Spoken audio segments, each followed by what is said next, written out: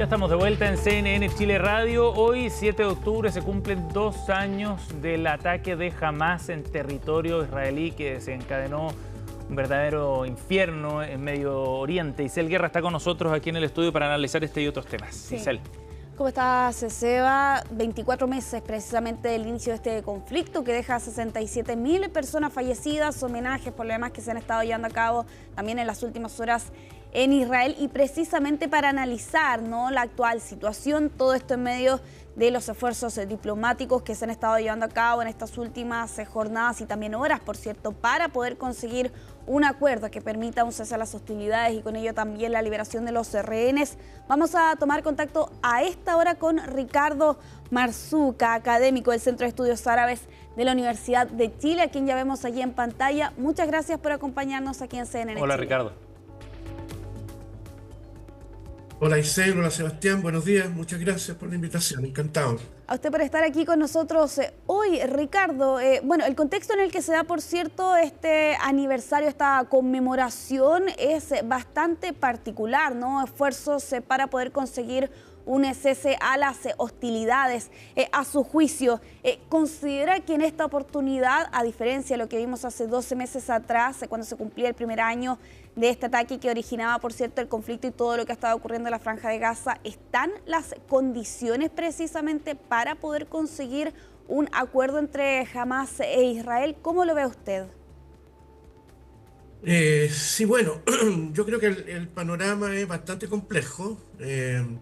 Me parece que jamás ha aceptado parte de los puntos que propuso Donald Trump y Netanyahu, porque ahí hay un factor que nos juega en contra, ¿no? El hecho de que el plan haya sido preparado por Donald Trump junto con Netanyahu y se haya propuesto una suerte de rendición de Hamás, ¿no? Que con una serie de puntos que efectivamente hay varios de ellos que este movimiento ha cuestionado y que tiene Sí. que ver, digamos, con quién va a administrar la Franja de Gaza, eh, el cuestionamiento que se le puede hacer a esta administración de transición, ¿no? Donde aparece la figura de Tony Blair, que aparece como un político que no le da garantías a todas las partes, ¿no? Recordemos la participación de Tony Blair en la invasión norteamericana a Irak, digamos, el año 2003, que fue una guerra ilegal. Entonces, hay una serie de puntos ahí que a mí me parece complejo que se lleguen a acordar y que necesariamente están sometidos a negociación. Me parece importante los primeros puntos, ¿no?, que guardan relación con el intercambio de rehenes, ¿no? Recordemos que todavía permanecen algunos prisioneros o rehenes en el lado de Hamás. Por otro lado, hay un alto número de prisioneros palestinos en las cárceles israelíes. Muchos llevan décadas con eh, prisión administrativa sin cargos, son cerca de 11.000, ¿no? Hay niños, hay cerca de 450 niños, hay mujeres. Entonces, bueno, me parece que ahí ese espacio de intercambio es necesario, le da tranquilidad a todas las partes y posiblemente permita seguir avanzando. Ahora, el punto es hasta qué punto, valga la redundancia, efectivamente va a haber un plan de paz integral que permita solucionar todos los factores o variables que están involucrados en la cuestión palestina, ¿no? Hemos escuchado a Netanyahu que no va a aceptar la creación de un Estado palestino en ninguna parte. Vemos que efectivamente los ministros que acompañan a Netanyahu, como Smotrich o Ben-Gvir, digamos, hacen declaraciones incendiarias. Ayer Smotrich, el ministro de Finanzas, hizo una declaración diciendo que, bueno, que Israel estaba por sobre el derecho internacional y que por lo tanto no tenía obligación de cumplir con el derecho internacional. Entonces, Ricardo. tenemos la tensión, ¿no?, en torno a si se va a respetar el derecho internacional y las resoluciones del Consejo de Seguridad o de la Asamblea General de Naciones Unidas, o esto va a ser, digamos, un nuevo estilo para imponer, digamos, el sueño de la ribera del Oriente, digamos, que Donald Trump en algún momento planteó hace algunos meses. Sí, y en esa misma línea, bueno, usted hacía y daba cuenta por lo demás de algunos de los puntos, ¿no? De este plan de 20 puntos presentado la semana pasada, donde, por ejemplo, en uno de ellos se plantea la liberación de todos los rehenes en un plazo de 72 horas, pero por el contrario no hay un plazo para la retirada precisamente de las tropas israelíes con una fecha exacta, con un plazo exacto. A su juicio, ¿considera que jamás podría aceptar finalmente una determinación de esas características? Y si es que efectivamente se puede avanzar precisamente en delimitar fechas con las negociaciones que se han estado llevando a cabo en estos últimos. Acciona ha elaborado las primeras tablas de surf del mundo. Sí, yo creo que se puede avanzar, ¿no? El ideal sería que se avance. Pareciera ser que hay sectores, el mismo Netanyahu en Israel, que no están dispuestos a evacuar definitivamente con fechas establecidas la franja de Gaza, ¿no? Recordemos de que hay un apetito voraz, entre comillas, ¿no? De anexión de la franja de Gaza, y eso lo hemos escuchado en políticos israelíes, lo hemos escuchado en los ministros que acompañan a Netanyahu, el mismo Netanyahu, ¿no? Entonces, en ese contexto, parece efectivamente plausible y necesario que Israel acepte retirarse de la franja de Gaza por una parte. Segundo, que se ponga fin a los bombardeos, porque escuchamos a Donald Trump, ¿no?, decir que Israel tenía que poner fin a los bombardeos, y en las últimas 48 horas han fallecido entre 70 y 80 palestinos diarios, ¿no? Y lo otro es poner, y me parece urgente, ¿no? El acuerdo me parece que cobra sentido en la medida en que se ponga fin al genocidio que hay en curso, digamos, ¿no? Hay un genocidio en curso. Yo creo que ya los medios y los dirigentes de los distintos estados europeos y de la comunidad internacional no pueden hacer la vista gorda. Ya lo ha dicho la relatora especial de Naciones Unidas, Francesca Albanese, ya lo ha dicho la Corte Internacional de Justicia. El primer ministro israelí, Netanyahu, tiene orden de detención por la Corte Penal Internacional. Entonces, bueno, hay una faceta y una dimensión política, ¿no?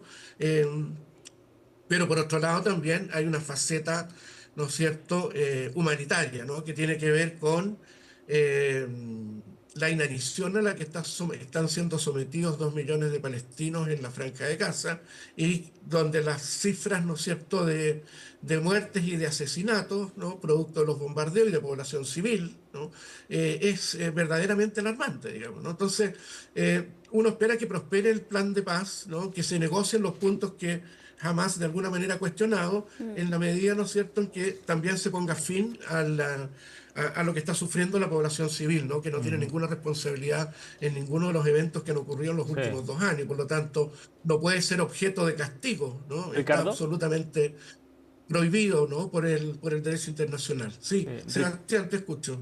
Ricardo, respecto a este proceso de negociación que se abre a partir de esta propuesta, ¿qué rol juegan los otros países árabes ahí en la región? ¿Qué rol juegan, no solo desde el punto de vista de la mediación que puedan realizar, sino también del liderazgo que pueden asumir para transformar la política interna en Palestina en particular? Sí, bueno, a mí me parece que juegan un rol relevante. Creo que no han jugado el rol que debiesen estar jugando, digamos, ¿no? Ha habido cierta incapacidad, efectivamente, de actuar en forma conjunta. Yo diría que una de las características desde la década del 2000 en adelante, desde la guerra de Irak, digamos, el 2003, ha sido una suerte de fractura del sistema regional interárabe, ¿no? Y esa fractura del sistema regional interárabe, la incapacidad de llegar a acuerdos, ¿no?, la incapacidad de que la Liga Árabe actúe en forma conjunta, de poner de acuerdo a distintos referentes y a distintos actores árabes en el sistema regional, efectivamente, en la situación crítica que se está viviendo, se convierte en una suerte de impedimento, ¿no? Entonces, claro, hay algunos países que están mediando, ¿no?, el rol que juega Egipto, el que juega Qatar, o el mismo rol que puede jugar Arabia Saudita, pero en esos términos me parece que fortalecer la posibilidad de que efectivamente se lleve a cabo un proceso mediante el cual haya una autodeterminación palestina, ¿no? en el territorio, en los llamados territorios ocupados, llámese la Franja de Gaza, Cisjordania, ¿no? En la medida que haya respaldo a esa posibilidad de generar también una suerte de unidad en el movimiento nacional palestino, eso me imagino y creo que de todas maneras daría... facilitaría, ¿no? Facilitaría el fortalecer una postura que evite que efectivamente Israel se anexe la Franja de Gaza, que evite que efectivamente, ¿no es cierto?, los 2 millones de palestinos que están en el territorio sean expulsados, ¿no? Y que de alguna manera se fortalezca, ¿no? A mí me parece que lo que está en juego también en las negociaciones y en los planes futuros, lo que está en juego de alguna u otra manera es el derecho internacional, ¿no? Es decir, hasta qué punto se cumplen las resoluciones del Consejo de Seguridad de Naciones Unidas, hasta qué punto no pasamos... disculpen la expresión, pero estamos viviendo una etapa, para mi gusto, en que estamos en el peligro de pasar del derecho internacional al matonaje internacional, digamos. Cuando la administración norteamericana sancionó y aplicó sanciones a la relatora especial de Naciones Unidas, ¿no?, Francesca Albanese, o le aplica sanciones a los jueces de la Corte Penal Internacional, ¿no?, que emitieron la orden de captura para el primer ministro israelí. Entonces, estamos en una situación muy delicada porque se empieza a aplicar la ley del más fuerte, se empieza a aplicar, ¿no es cierto?, la ley de la selva, y a mí me parece que uno de los llamados que hay que hacer es que se respeten, ¿no?, los organismos internacionales y que cualquier plan de paz que se implemente se encamine en el marco del derecho internacional y en el marco de los derechos humanos, ¿no? Porque eso de alguna u otra manera fortalece el sistema internacional, fortalece los principios y valores que todas las potencias de alguna u otra forma dicen respaldar, pero cuando llega el momento de los hechos, entre lo que se dice y lo que se hace, lamentablemente estamos viendo una distancia que resulta lamentable, ¿no? Entonces, bueno, los países árabes me parece que están sometidos a la presión de Estados Unidos. Desde la década de los 2000 se viene hablando de una suerte de nuevo orden regional, ¿no? Un nuevo Medio Oriente. El punto es qué tipo de nuevo Medio Oriente se quiere construir, ¿no? Y si en ese Medio Oriente efectivamente se van a respetar las reglas del juego, se va a respetar el derecho y todos los actores y pueblos de la región van a poder convivir en paz, ¿no?